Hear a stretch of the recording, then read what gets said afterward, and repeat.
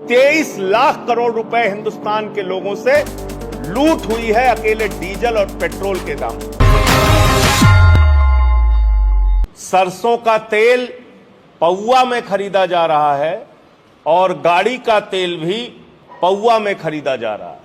आज गांव का नौजवान जब मोटरसाइकिल लेकर जाता है पेट्रोल पंप पर तो 25 रुपए का तेल भरवाता है, कहता है एक पौवा तेल दे दो। हमारी माताएं बहनें घर में सब्जी बनाने के लिए तेल लेने जाती हैं तो कहती हैं 250 रुपए का तेल है, एक पौवा तेल दे दो। और जब बाजार में सब्जी खरीदने जाती हैं तब भी अब किलो में सब्जी नहीं खरीदी जाती है, पौवा में सब्जी खरीदी जा रही है।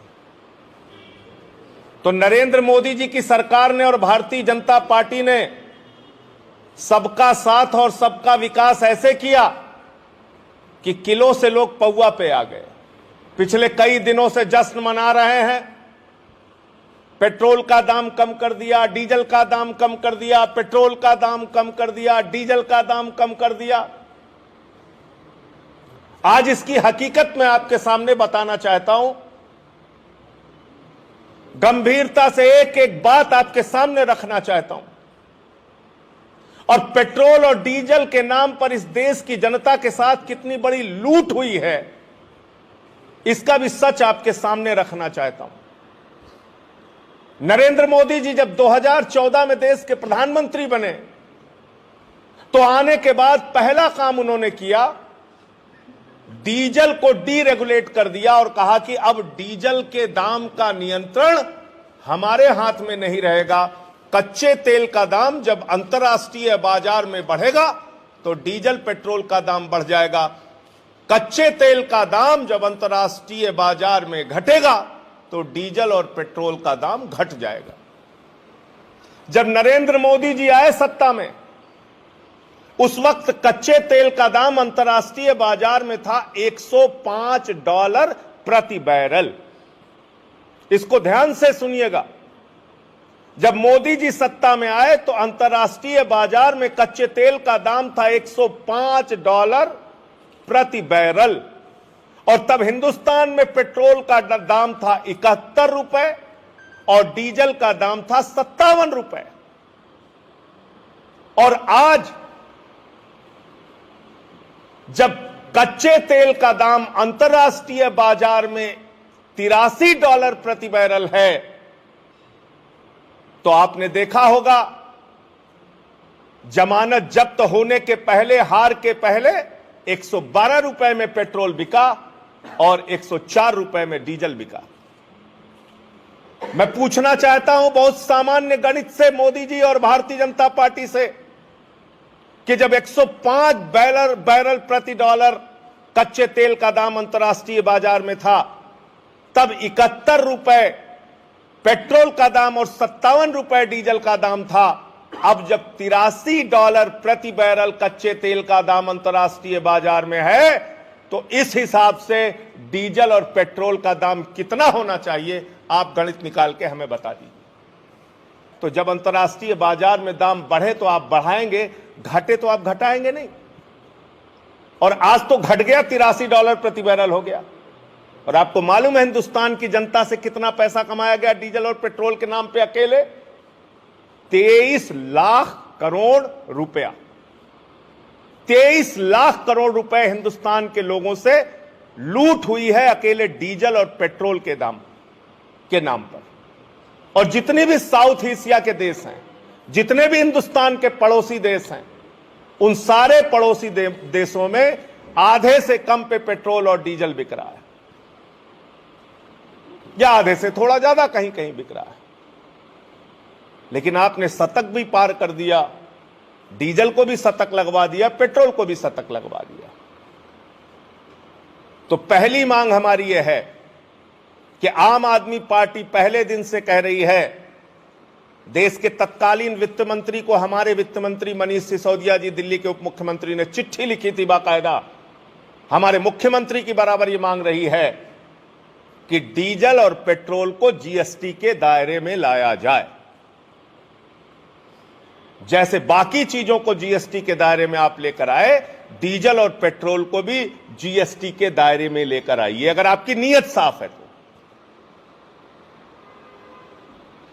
वित्त मंत्री जब आदरणीय अरुण जेटली, स्वर्गीय अरुण जेटली जी जब इस देश के वित्त मंत्री थे, तब हमारे वित्त मंत्री मनीष सिसोदिया जी उनको बाकायदा चिट्ठी लिखी थी।